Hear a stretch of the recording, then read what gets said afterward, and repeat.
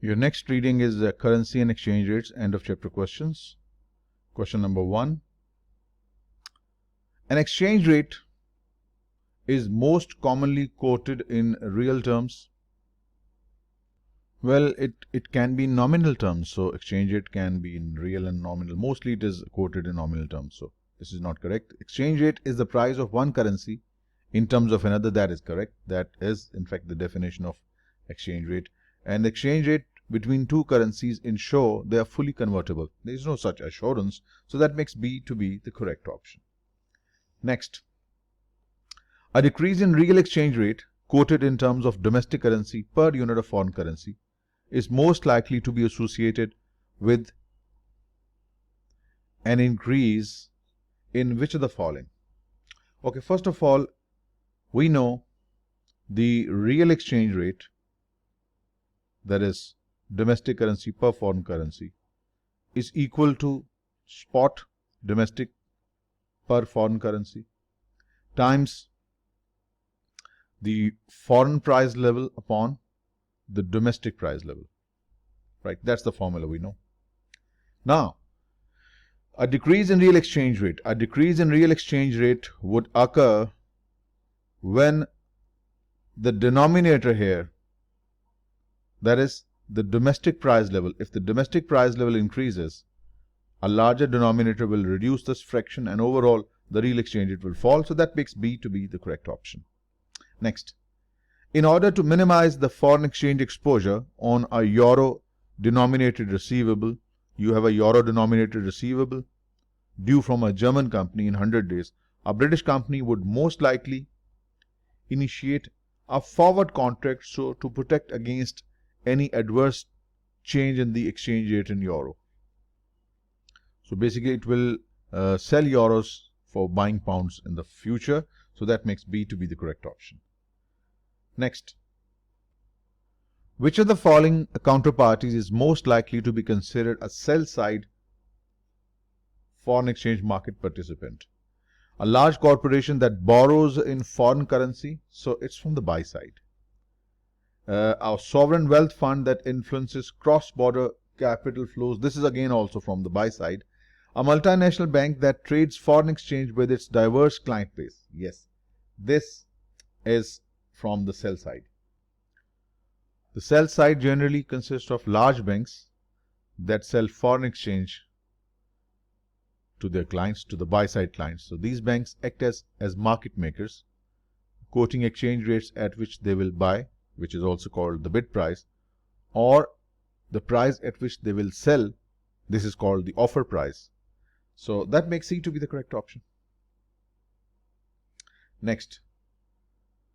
Okay, what will be the effect on a direct exchange rate quote if the domestic currency appreciates? Well, let's take some numbers to get the answer. Let us say the current exchange rate, direct exchange rate, is 160 rupees per US dollar. So this is the price currency, this is the base currency. So 160 PKR can be obtained by selling 1 US dollar. Now let's say if the domestic currency, this is my domestic currency, and if it appreciates, which means now $1 will get me lesser. Let's say now $1 gets you PKR 150. Right? So first $1 was 160. Now the domestic currency appreciates. Now I get 150 rupees for $1. What does it tell me? Now PKR per dollar has fallen from 160 per dollar to 150 per dollar. So which means in direct exchange rate, if the domestic currency appreciates, the effect on exchange rate would be decreased from 160 to 150 per dollar. So that makes B to be the correct option. Next. All right. An executive from Switzerland checked into a hotel room in Spain and was told by the hotel manager that €1 will buy him 1.2983 CHF, that is Swiss francs. Right? From the executive's perspective, an indirect exchange rate quote would be, okay, for him, The foreign currency is euro, and his domestic currency is, of course, Swiss francs. And we have been told that 1 euro is equal to 1.2983. Now, listen to me very carefully. When we say direct exchange rate means the domestic per foreign, and in indirect, it's foreign per domestic, right? So right now what we have been given is the direct exchange rate, that is 1.2983 CHF, that is 1.298 Swiss francs per euro, right? In indirect, it would be totally opposite to it. So 1 euro is obtained by giving 1.298 Swiss francs. And if you simplify this will give you 0.7702 euros per Swiss francs CHF. Right, so that makes A to be the correct option. 0.7702 euros per Swiss franc, that's A. Next, over the past month, the Swiss franc has depreciated 12% against pound sterling. How much has the pound sterling appreciated against Swiss francs? Well, this can be done this way.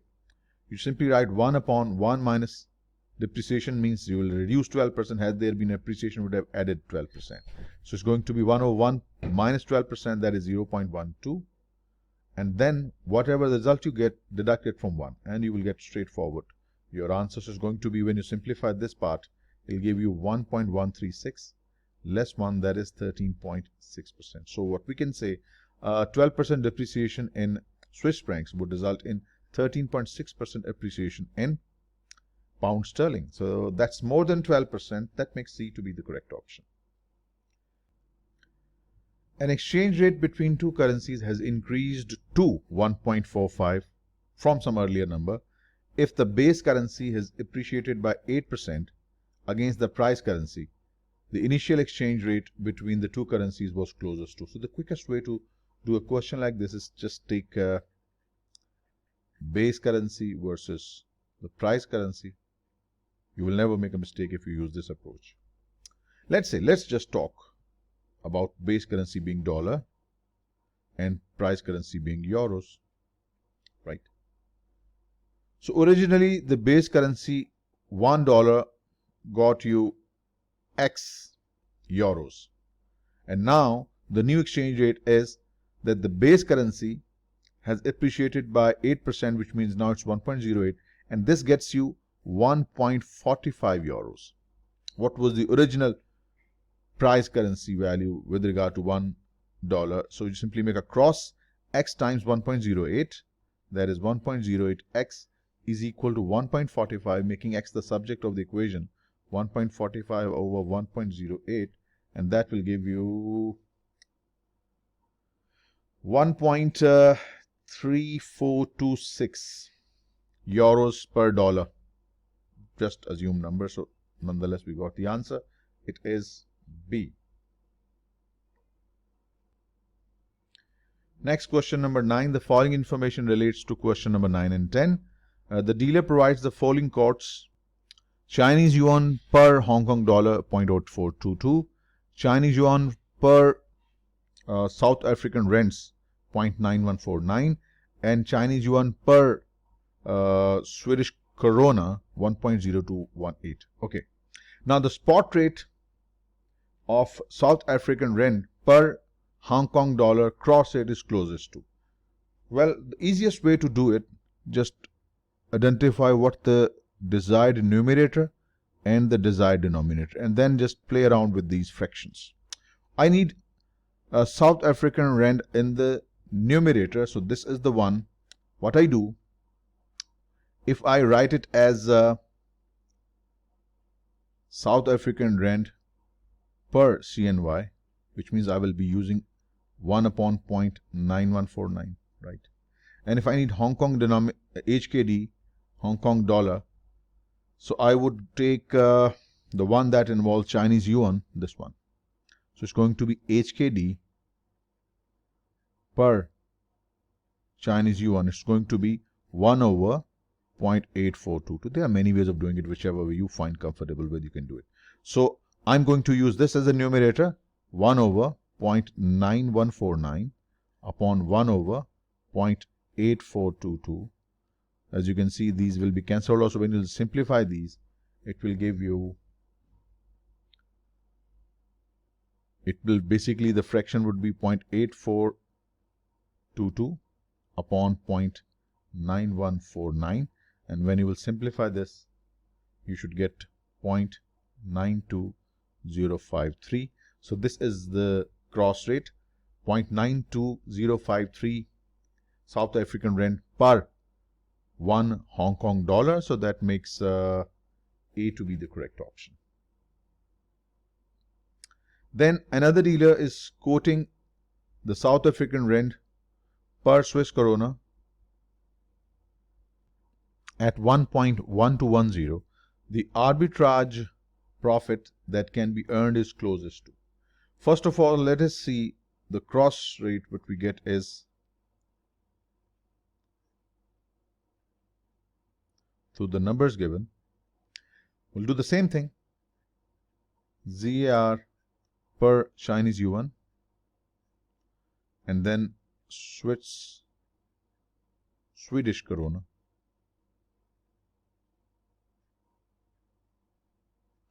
right? So what you will do, 1 over 0.9149 over 1 over 1.0218. So if you simplify this, it will be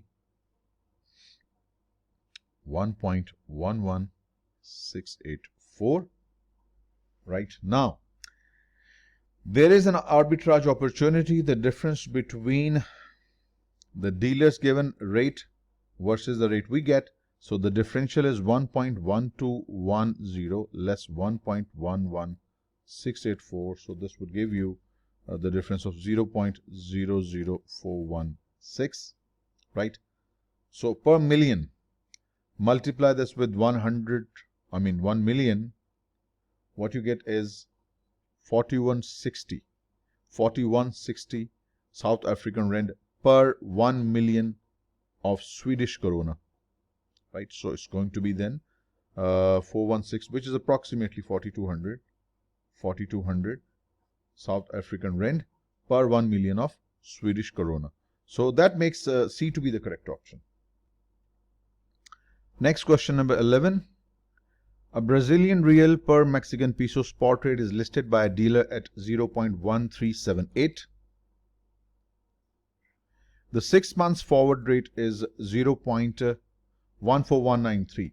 The 6 months forward points are closest to. Let us first see the difference between these two. It is 0.14193 the spot versus 6 months forward 0.1378. The difference is a positive 0.00413. So in order to give it in the basis point, multiply it with 10,000. What you get is 413 basis points. So that makes a positive one, 41.3. So that's A. B is the right answer. Next, a 3 months forward exchange rate of Canadian dollar per US dollar is listed by the dealer at 1.0123. Let us write this down. Canadian dollar, the price currency per base currency, is equal to 1.0123 Canadian dollar per 1 US dollar, right? The dealer also quotes a 3 month forward points as a percentage at 6.8%. So we need to find out the Canadian US dollar spot rate. That's the forward rate. We need to find the spot rates. We know the formula. Spot rate is equal to 1 plus forward points in percentage is equal to forward rate. Simple as that. So since we need to find the spot rate is equal to 1 plus 6.8% converted into decimal will be upon 100 is equal to 1.0123. Spot rate, once this is solved, it will give you 1.068 is equal to 1.0123, which means spot rate is equal to 1.0123 upon 1.068. And if you simplify this, you should get 0.9478. That perfectly matches with your option A, and A is your right answer.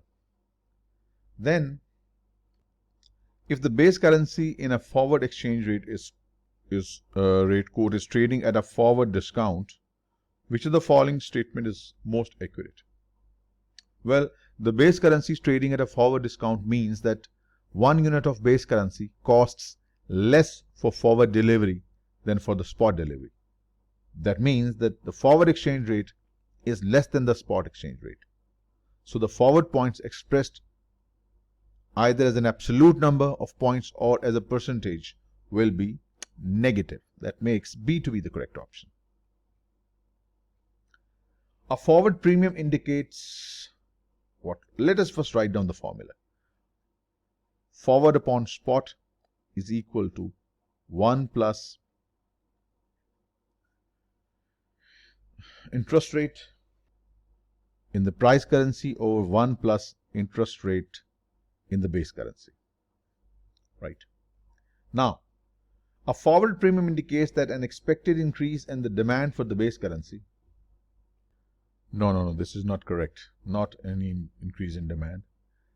Basically, forward premium is that if the currency is in forward premium, so F upon S would be greater than 1. Or in other words, a forward rate is greater than the spot, which means that your numerator here should be larger than the denominator, which means your interest rate in the price currency should be greater than the interest rate in the base currency, right? So the interest rate is higher in price currency than the base currency, so that makes C to be the correct option. All right, next.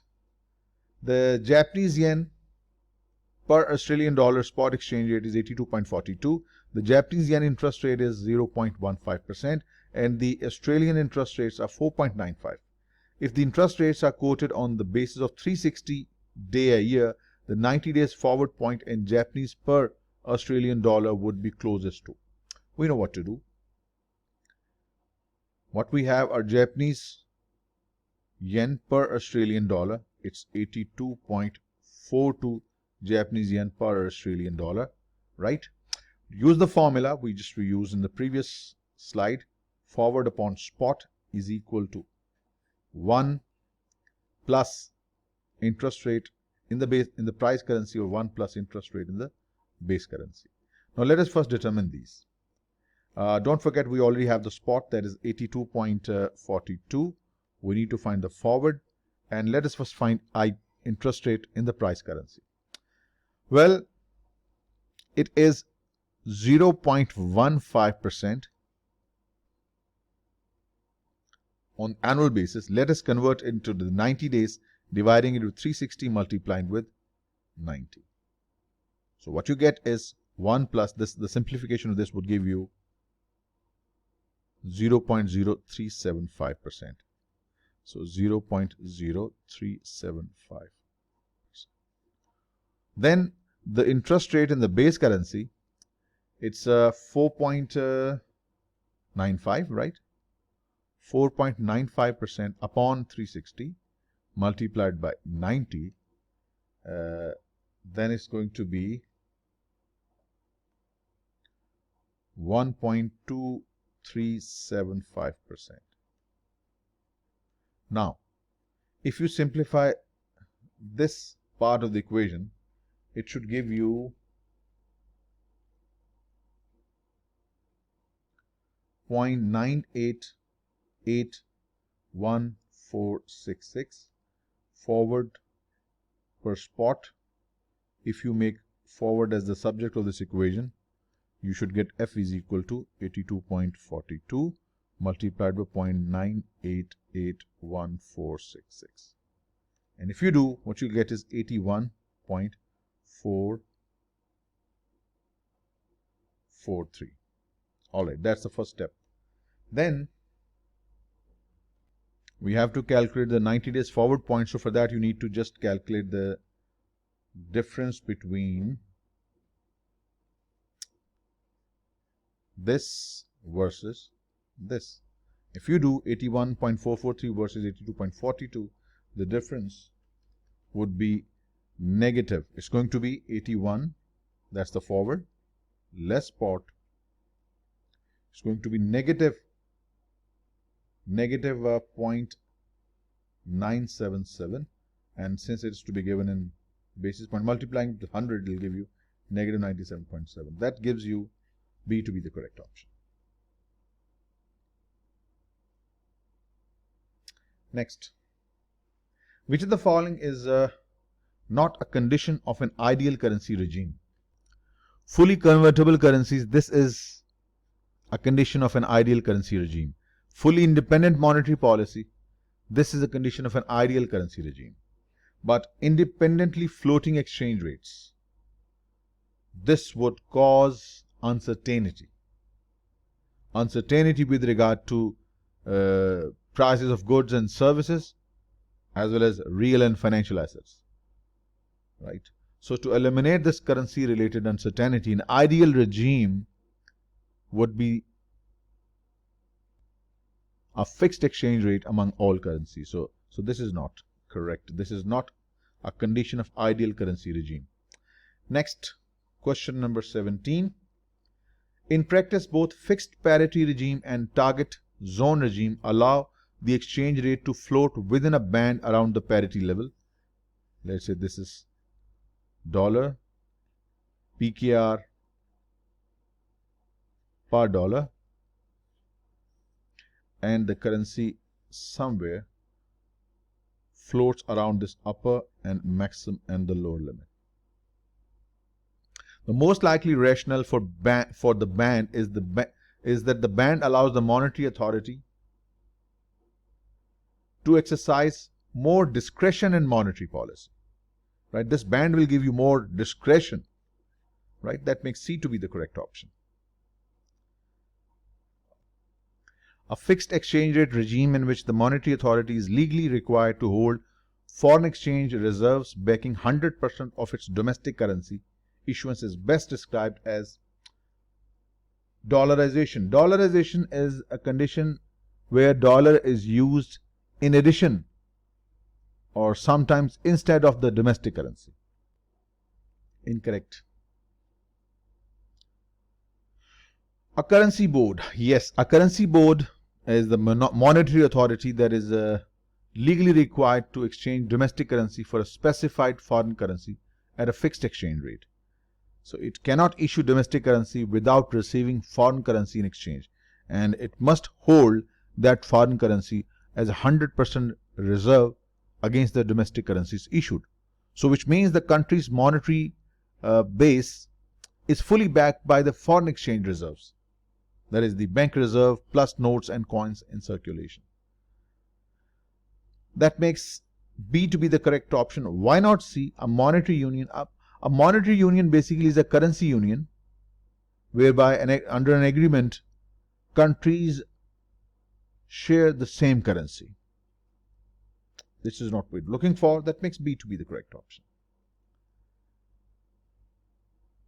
A country with a trade deficit will most likely, well, the trade deficit has to be funded through capital account surplus.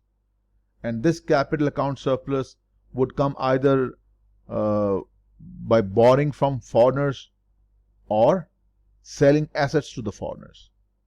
Right? So it has to be offset by capital account surplus through loans from foreigners or by selling your assets to foreigners or by doing both. That makes A to be the correct option.